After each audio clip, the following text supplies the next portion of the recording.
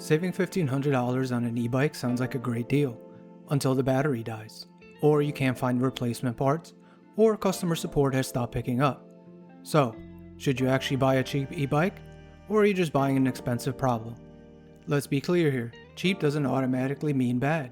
Some budget e-bikes are excellent, others cut corners you'll only discover after you're already paid. The goal isn't to spend more, it's to spend smarter.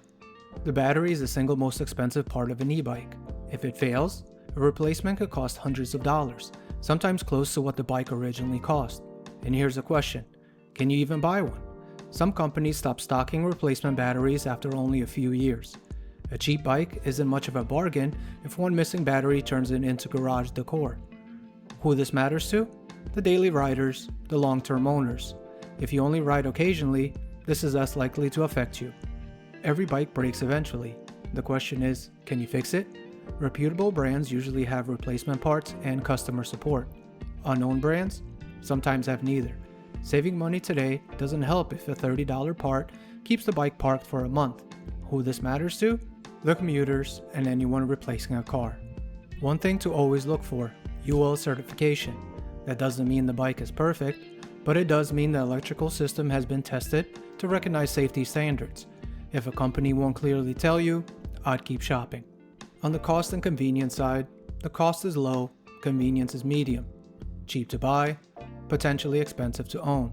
Annoyance factor is a 3.5 out of 5. Not because it's expensive, because ownership can become frustrating.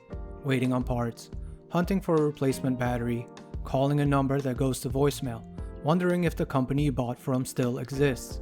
That's the hidden cost. Before buying any budget e-bike, ask 4 questions. Can I buy a replacement battery?